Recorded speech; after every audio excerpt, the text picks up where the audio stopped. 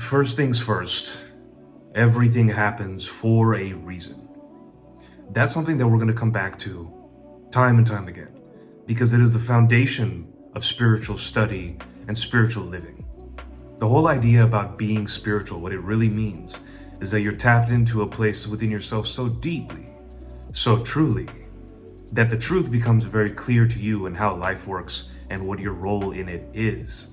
To know yourself truly and to know what your job and purpose is, that's being spiritual. And when you look at life through that lens, you start to see very simply and clearly everything happens in an ordered manner, purposefully, actually, by the hand of God, the supreme intelligence, the source of life. So that means if everything happens for a reason, there are no mistakes. There are no accidents. Everything is perfectly planned and ordered. To remember that is to live a spiritual life. To remember that is to have God at the center of your life. And I don't think you can actually live a good, fulfilled, whole life without having that very close to you and burning that into your mind at every single level. And once you embark on this process of understanding that everything happens for a reason, you start living like it, then you start to see what part of yourself is in disagreement with that. When something negative happens, when something out of character happens, when something unexpected happens, how do you respond? Is your instinct to first be skeptical, to close off from it, to combat it? Or is your first instinct to understand, step back, observe, see that this is happening with purpose, this is happening with intention? Maybe not in the way that you see it or you thought, but definitely in the way that God has planned. God is the best planner. Think about it. You'd rather trust that God is in charge of everything and taking care of things in the right way over what your expectations are.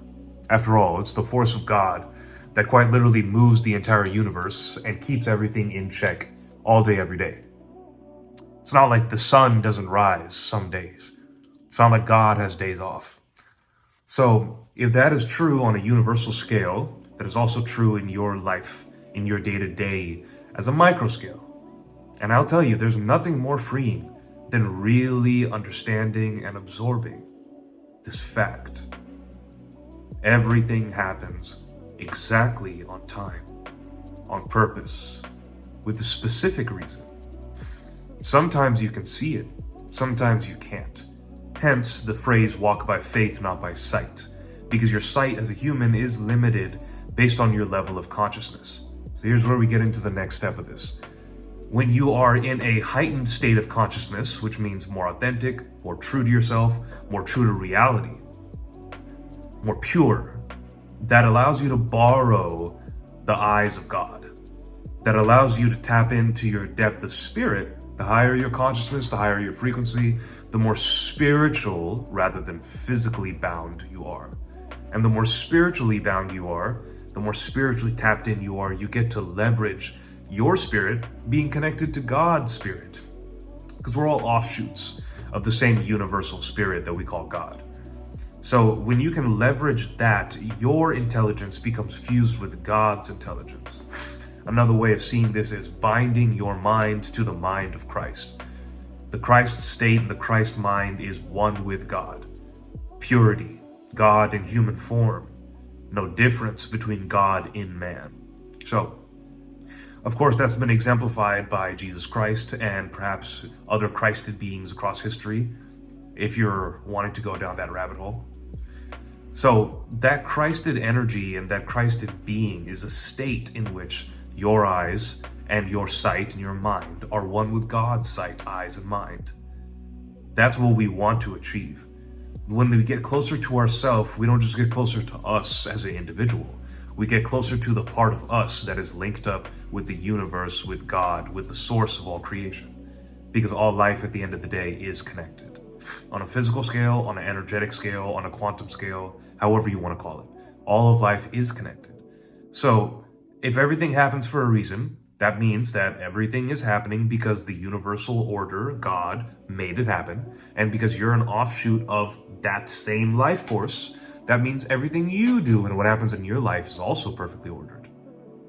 The higher your state of consciousness, the more tapped in you are to your spirit self rather than your earthbound physical self, your ego. The more tapped in you are with your spirit, the more you can see the miracle of life happening as it unfolds. They say that hindsight is 20/20.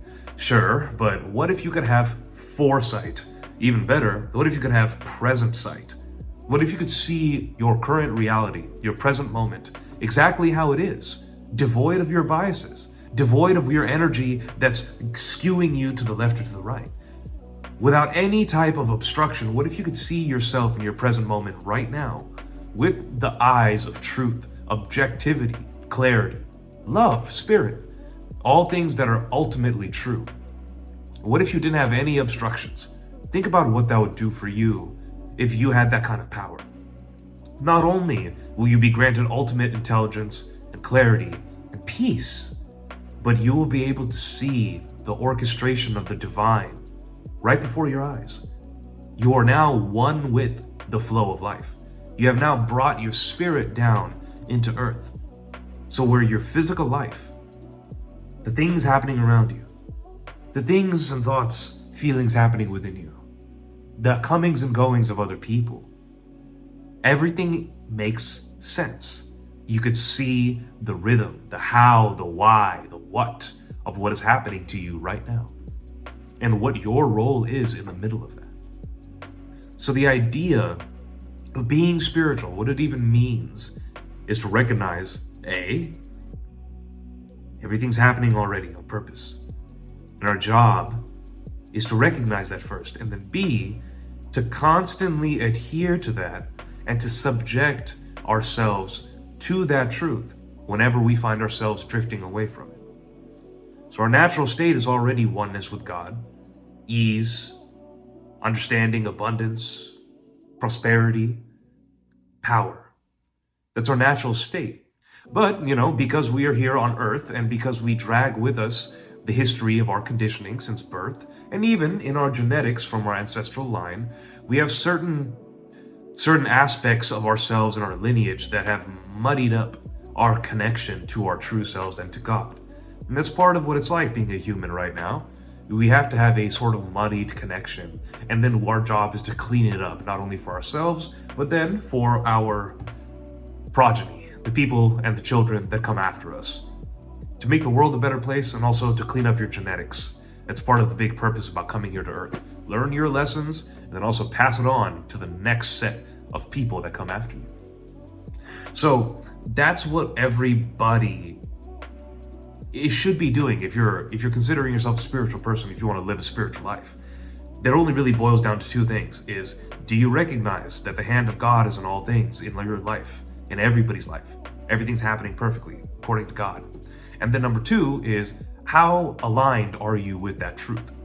The more aligned you are with that truth, the more it becomes clear what your purpose is and what you're supposed to do and what you're supposed to not do. It becomes very obvious. So the idea is to get clear. If you want to find a purpose, you want to have the wave of life behind you, you want to have the flow of the river of life behind you, moving your boat along, so to speak. And if you want to move with the tides of life, you have to be aligned with this core principle first. So that's a lot of the things that I teach. It's mainly about how to change your mindset and how to look for these obstructions in your natural mindset. Your natural mindset already knows all this to be true.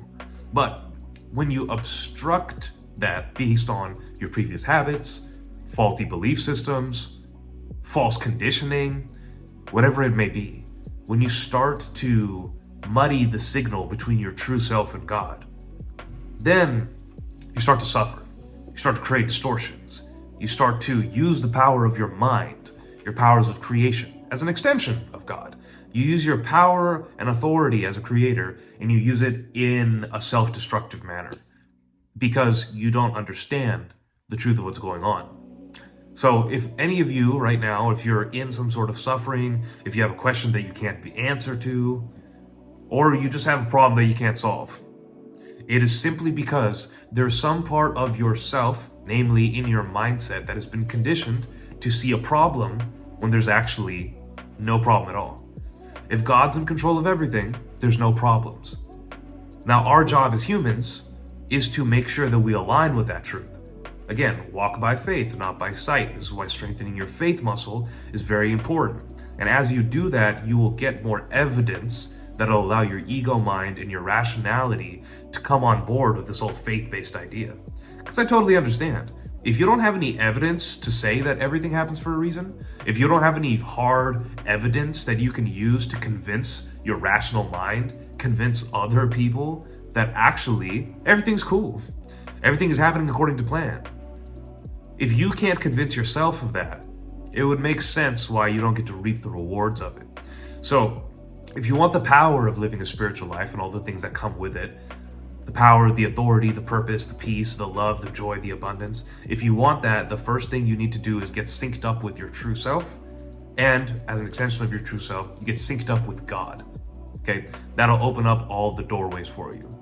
Now, there's certain practices that you can do as a daily habit to make yourself anchor back in, but it's bigger than just doing the things. You have to create a space of intention to where you can deliberately connect with God, even if you don't know how to do that.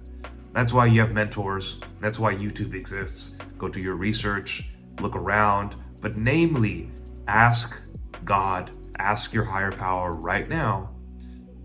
Ask right now, in this moment, ask God to give you a series of events and a bridge of incidents that will unveil to you the reality of God's presence, the reality of the miracles of life. Ask God to reveal to you the truth that everything is happening under His control and how you have an integral part to play in that. Make this declaration from your heart, from your mind. It doesn't matter if you think doubts. It doesn't matter if you feel uncertain.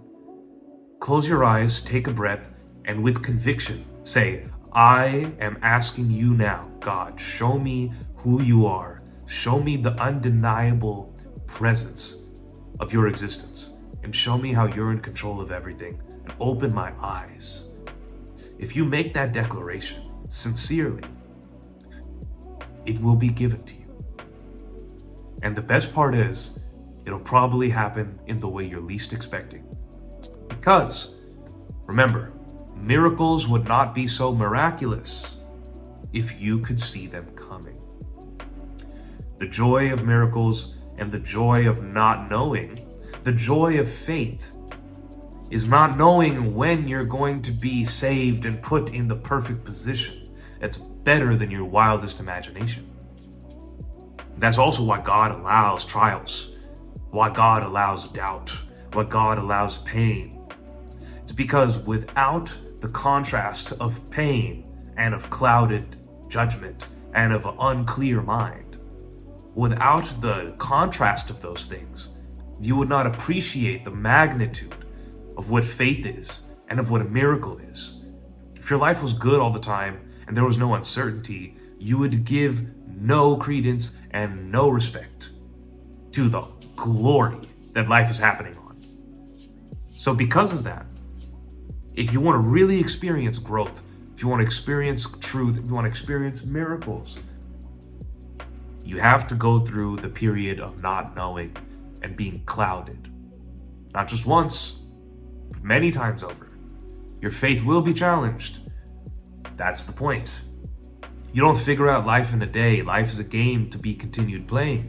And just like any game, if it's too easy, you lose interest and you stop becoming engaged.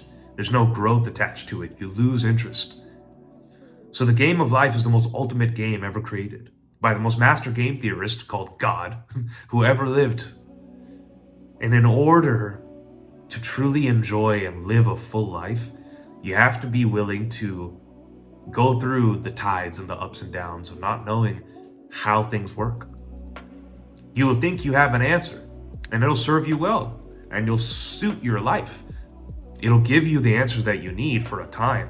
And whenever, if ever, that truth is only meant to go to a certain extent, you can't get higher than that without dissolving that level of truth and replacing it with a higher level of truth.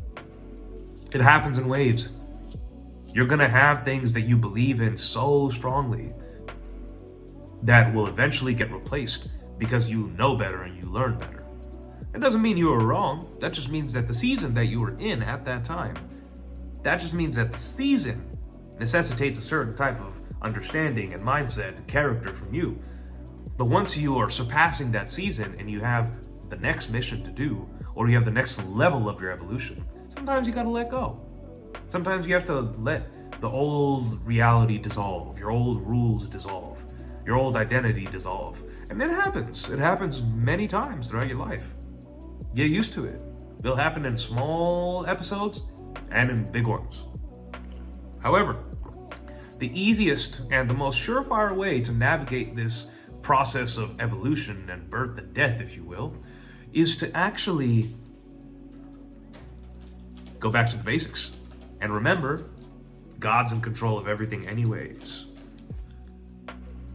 Keep that at the forefront of your mind. Burn it into yourself. Back when I was starting my spiritual journey many, many years ago,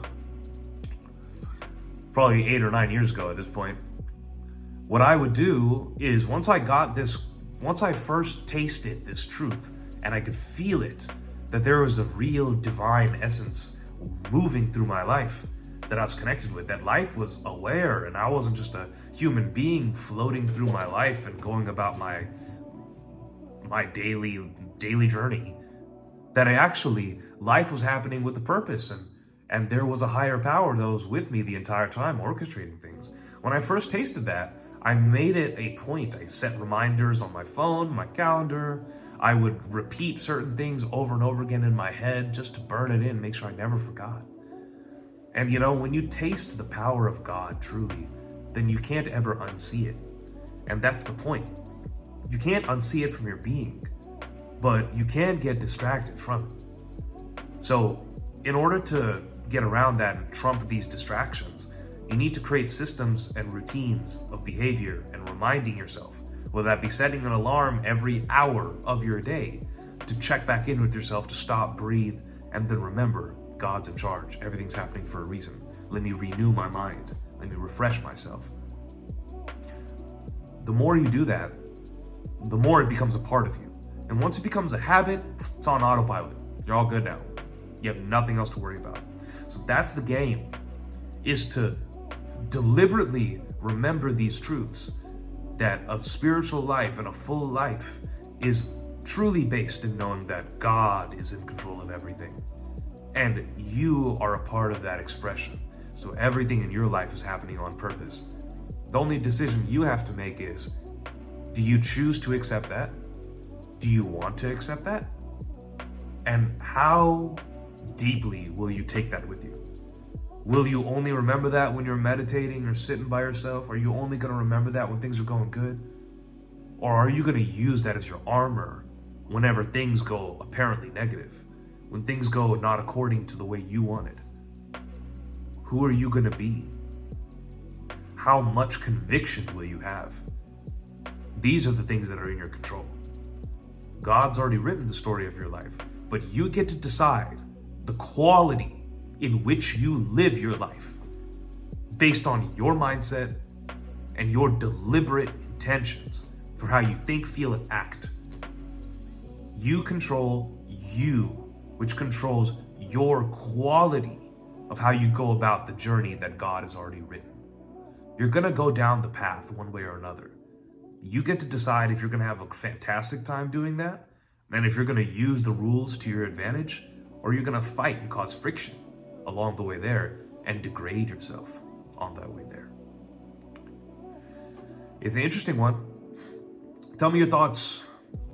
Drop some comments. Send me a DM. These are very important things, and it's foundational. A whole lot of tips and tricks and stuff like that coming soon, but the foundation is the key to everything. So this has been The Great Connector. Leave a comment, send me a DM. Until next time, we'll see you.